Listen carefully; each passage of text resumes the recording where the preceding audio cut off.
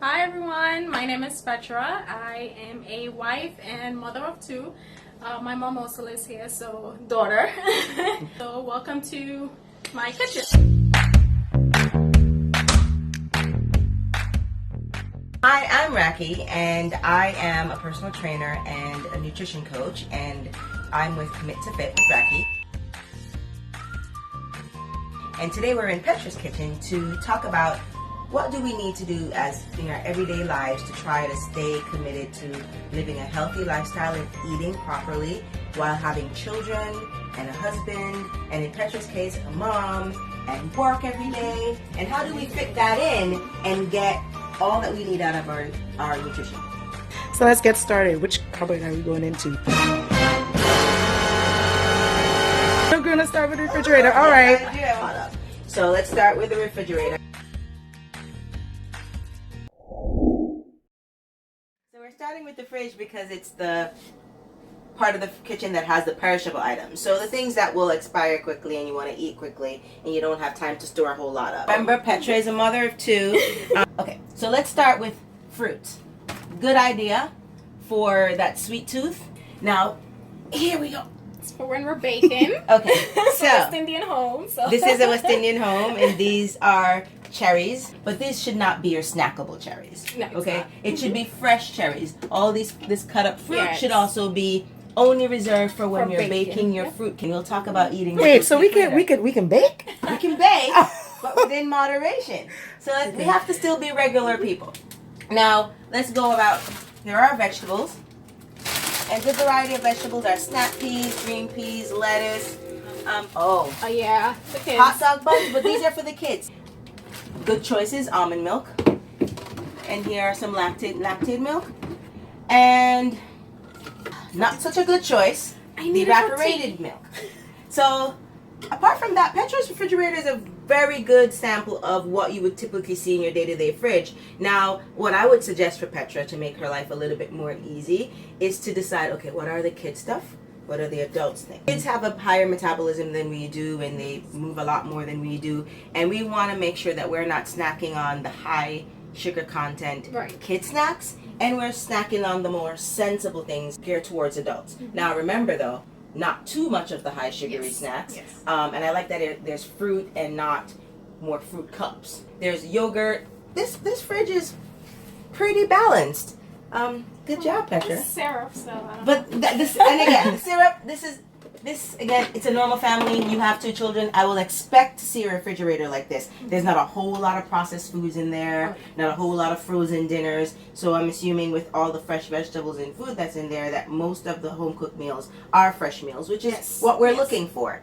We're not looking for bodybuilder clean, dried chicken breast every day for your family. Food still needs to be fun, but also be balanced. And I think based on what I'm seeing in the refrigerator, you seem to have a good balance for your family. Cupboards, my favorite place. This is where we mostly have, a lot of processed items and our seasonings. So let's start with our seasonings because it's a West Indian household, and we love our seasoning. We love Laurie's. Because we're West Indian. Love Laurie's. Yes. Let's flip the Laurie's around for a second and read the label. And what we're looking for is this lovely content. Sodium. 380 milligrams of sodium. That is too high of a sodium content because I'm sure we don't only use a dash. It's not. A lot. That's some more. So what we would want to switch out, if there was anything to switch out of this cupboard for seasoning, would be the Laurie's for a salt-free seasoned salt. We don't really need all that sodium because our meats or naturally have sodium in them. Like something like Miss Dash? Mrs. Dash, McCormick. You have a McCormick brand, and McCormick also makes a all-purpose salt-free seasoning that is actually my favorite. It's really, really good. It's even better than Mrs. Dash in my opinion. Mrs. Dash has a lot more flavored salt-free seasonings, and I would pick the McCormick General all-purpose because it tastes good on just about any meat. But as I was saying before, meat naturally has sodium in it. So we don't need to add salt to meat for flavor. What we need to do to add to meat for flavor is more natural seasonings. So like your thyme, your pimento seeds, scallions. the scallion, your garlic. There's usually I also just blend up rosemary, all of those, right? right? And you can blend those things together and make a really good seasoning for your meats, rather than this is the easy way out, and it's really good. And then here goes the other devil, adobo. So alternatives, adobo, regular dried seasonings would be just as good. And the same thing with adobo. The milligrams of salt is high in sodium. Okay, people see the zeros and they see the 0 calories, but they're not looking at the sodium. And that's what causes water retention and all sorts of other things. So what you could do is look at the ingredients for the adobo. Salt, granulated garlic. What would we put in place of that? Regular crushed garlic. Right. That oregano. Get regular dried oregano. Turmeric. Just buy the regular turmeric, whether it's in powder form or the actual turmeric. And mix that together. And you'll not have your tricalcium phosphate, whatever that's called, but you will have adobo. Kikkoman soy sauce, same thing. We're looking for all the things that are high in sodium. Look at the sodium content of the soy sauce per serving. 980. Yeah. That's triple both of these. Soy sauce is really good in terms of taste. So you may want to move on to something like Bragg's Amino. Okay. Or you may want to move on to browning. The Grace makes a browning. Right. And you may want to use like a teaspoon of browning with some water, mix that together, and you have soy sauce. I want to change things out for low sodium, or just look at the ingredients and see what makes this product. Can I get this naturally and just put it on there? Because it's all about flavor and taste. And then the last thing that I notice here is I like the fact that this is your panko, light and crispy, and not your regular breadcrumbs. Difference being, the sodium level is lower, it's only 85 milligrams. It's the carbohydrate content is 26 grams. It's kind of still high because it's bread, but it's not as high as if you were to have the regular breadcrumbs. The panko style tends to be that's why it's light and crispy. It's lighter. Just don't use a whole lot of it when you are having fried foods. People may say, well, why are you telling her that? It's just, again, you're a normal family. Right. You may want to have meatballs. You may want to have lightly breaded chicken for something. And no one says don't ever use breadcrumbs, but make a good choice in breadcrumbs. And I think this is a really good choice. But the husband. and I was just gonna say, well, the kids can have this for now, okay? But we want to try to limit the amount of processed foods. There is no avoiding it in your everyday lives with your family unless you go completely strict no processed, which will take time. But starting out, you want to minimize the amount of processed foods. I don't see a whole lot of processed stuff in here. Anyway, let's start looking at your grains. Good choice, quinoa. And this is again a panko. Did you prepare your color knowing she was gonna come here? It's like, it's this is good. This is good. Because you told me don't change anything. Yeah, so don't. I love And here we go. Yes. Goya, another Goya, but again, the same thing. There's Goya and then there's Grace. This can be used not only to make soup, but of course you can put in on chicken. Before competing, I would put this in a foil pan and put my chicken breast in it and soak it and bake it that way, and gave it kind of a chicken soupy flavor. That's interesting. The sodium level is not so bad. You still want to be able to have fun with your food, and this is a good thing to put on chicken, but you can even mix it with rice and cook your rice with this. Just don't use a whole lot of it because we're trying to avoid as much sodium as possible. I like this. And now you have your peanut butter. I like the fact that this is reduced fat, crunchy. Now with butters, they're good for you. You could have them, but it's in moderation. Right. So most people just don't sit with the container and a spoon and just go at it. You pay attention to serving sizes. Right. If the serving size is 2 tablespoons, you have 2 tablespoons. Where people go wrong with butters, because they're so tasty, they just keep eating and eating and eating and never stop. Honey, better sweetener than sugar, but again, in just watching the amount of honey that you put in. I knew I would find this. It's a West Indian house. That's milk. Okay. I need my peanut bunch. Okay, so condensed milk. I always tell people to try to stay away from dairy as much as possible. The people always say, well, don't you need milk? Babies need milk. Children need milk. adults, we Not really don't really, need yeah. milk anymore. The issue with the condensed milk is that it's sweetened condensed milk filled with, so it's sweetened, it's filled with milk. Milk promotes the growth of cellulite in women.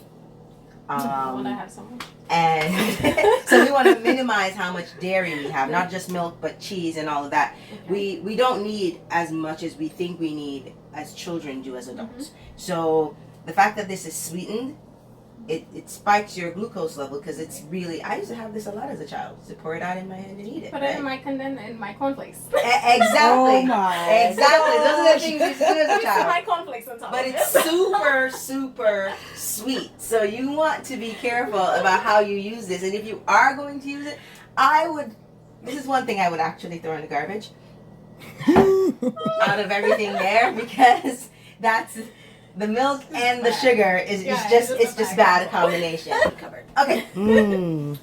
so I reach for the sugar first. Sugar in the raw. You don't have I don't see white sugar, which is fine. So this, I'm assuming that you use it for baking My tea. and your tea. Coffee, Okay. Or anything else. Okay, so if you were to, in a perfect world, I'd want you to have no sugar in your tea at all. No sugar. But we're normal and we're human beings, and you start things off gradually. So I would say, how much sugar per cup do you usually put in? Like a tablespoon and a quarter. Okay. See, that's a lot of sugar. Look at the serving here. The serving size is 1 teaspoon. People have to pay attention to serving sizes. It's 1 teaspoon. Look at how much sugar is in 1 teaspoon? 4 grams. Wow. That's a lot of sugar for 1 teaspoon. So if you're using a tablespoon, I know. Exactly. So we want to start with, you know what, if you're going to have it, have the serving size. And then next couple of weeks, cut the serving size in half. Would you recommend honey or I am a agave no or sugar person. Just wow. I'm a no sugar person. I believe that you really don't need the added sugar, but if you think you do, honey would be a good alternative, but again, just in moderation. Right. Same thing here. You would cut the serving size in half, keep going down and down and down until you realize you really don't need sugar anymore. Right. You're having tea to have tea, you're not having tea to have sugar. That's true. And sometimes we overpower with the sugar, we overpower with the milk, and then what are we having mostly is sugar and milk. We're satisfying our sweet tooth than having tea. Fruit would be your go-to if you want to satisfy that sweet tooth, and honestly, eventually you will just have the right amount to, and sometimes when we say we have a sweet tooth or we're feeling for something sweet, we just probably need water. Yeah. Or we probably need to eat something, a balanced meal, and be full. And cravings do happen, but it's because we're deficient in something. When we when we feel like we want something, is because there's a deficiency. Okay. So if you were to have a nice full meal and a bowl of fruit, 2 hours later you'll just be hungry. You'll not be, oh, I feel for a piece of chocolate. No, you're just hungry, and you should just be hungry and have a meal or eat something sensible rather than giving into this perception that you must have some ice cream. But snacking is essential as well. So we can talk about that later. But what I wanted to talk about that's really good in your cupboard is the apple cider vinegar. You can cook with it. You can put it in just about anything, and you could just take a straight shot of it. Right. And it has so many health benefits. And one major health benefit is cutting fat. It's not the greatest tasting thing in the world by itself, but it has some really good benefits. So I'm glad to see this in your cupboard, and I'm glad to see that it's almost finished. That means it's being used. So And what is your take on coffee? Just coffee, no just milk coffee, no milk. and sugar. So I'm a black coffee drinker.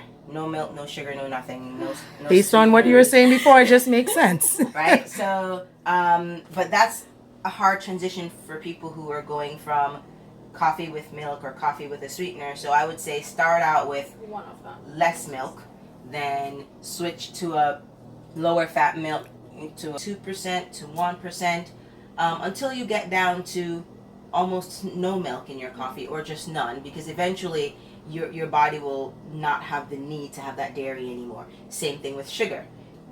Not everyone can tolerate the taste of black coffee, and I get it.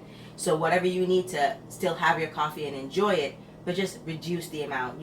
Have you ever seen someone who gets coffee at like Dunkin' Donuts, and coffee's supposed to be brown, but the cup is white? That's what we want to avoid. We don't want a cup of milk and half of cup of coffee. We want coffee, and it also reduces the potency of the coffee when you put that much milk and sugar in it. So that's my take on coffee. And as a avid coffee drinker, I would say reduce the things you add to it. The thing I wanted to talk about in this cupboard are your beans and peas. People should really try to increase the amount of beans and they have in their diet. Lentils, really good carb alternative. Red peas is not just to put in your rice and peas and your pea soup. You could add that to a regular meal. I like the variety. Yellow split peas. Okay, so look at the label of your peas. You get your carbs from your peas. Okay, there's 8 grams of protein per serving of peas.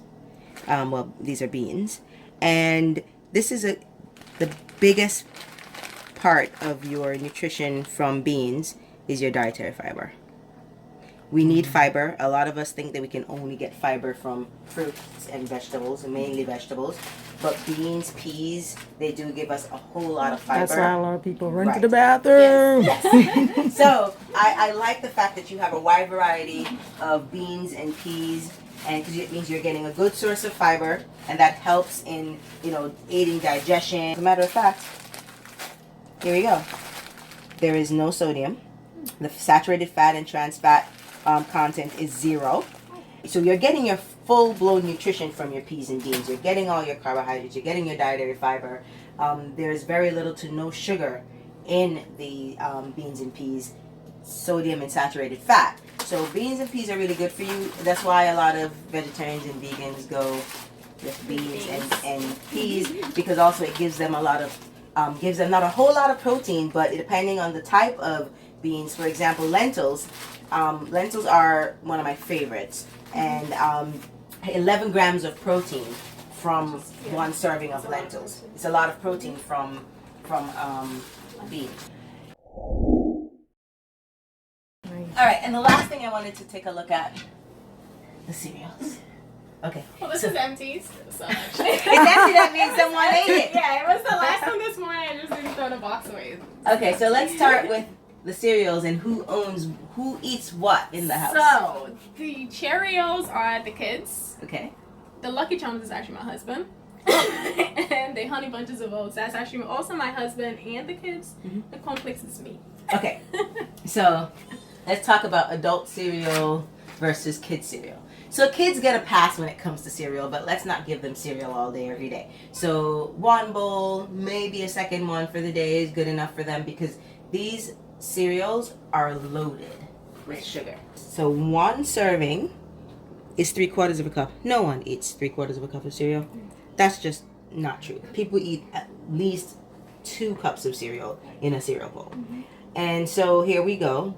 Not so bad in fat and saturated fat, but then we get down to the sugars.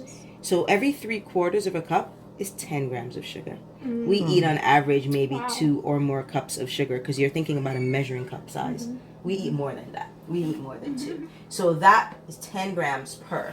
Carbohydrates, 10 grams per. We barely get any protein from cereal. There's really no nutritional value. I call cereal fun food. Right. It's fun food for kids. It staves them over. They get to eat it really quickly. But really, because of the sugar content, especially in things like colorful cereal, has higher sugar. So adults shouldn't be having Lucky Charms. Adults should be having Cheerios. This is a honey nut. It's still a lot of sugar. Now, if you want to, as an adult, you want to stick to the serving size. So the cornflakes is the great choice, and it's mom's choice. And cornflakes only has 3 grams of sugar per serving. Oh. Yes. Mommy's doing well. Ding, ding, ding, ding, ding. And the serving size on the cornflakes is an entire cup rather than 3/4 of a cup. You're getting way less sugar per serving. I won't even look at the Honey Bunches of Oats, because I know how much is in that. And so the cornflakes is a good choice. Try to get your husband to switch to cornflakes. And another alternative to the cornflakes would be still made by Kellogg's would be Special K. And Special K also makes a Special K protein. So then, because you don't get much protein from cereal, that particular cereal has more protein than the regular ones. And they have a variety. Special K has a variety of types of cereal. So I like Mommy's choice of cornflakes. Perfect. Okay, so let's talk about snacking. I like the fact that the snacks aren't easily accessible. They're hidden away. You have to really make an effort to go get them. And there are not a whole lot of snacks in here to begin with. So that's good. We want to, as we talked about in the refrigerator, healthy snacks. And you do have healthy snacks. You have fruits and you have vegetables. And then you have some of the fun stuff for the kids. So mom and dad would stay away from the Oreos if they feel for something sweet and have some It's the fruit only instead. snack he really eats that and muffins, so he don't really eat much snack. So. And that's good. Snacking is good if you're having good snacks and if you're keeping it within moderation. So snacks are not out of the question, but it's making the right choice of a snack. So more like the 100-calorie, if you were to have something like a cookie, because hey, we're human and people eat stuff. You would want to reach for something that's lower in calories. So they have 100-calorie packs. I would say nuts as well, cashews, peanuts, pistachios, things like that. They come in so you don't overeat them, because nuts are like nut butters where you can't stop eating. So you would buy them in the individual serving packets rather than the big Costco or VJ stuff. You buy them in the package. They may be a little higher price point, but it would be better for you in the long run, because you won't be eating handfuls and handfuls of it. You would actually be forced to stop one bag. You take it with you on the road, and when it's done, it's done. You have the whole tub and you can keep coming back. So I like the minimalist on the snacks. That's really good. This is a good kitchen.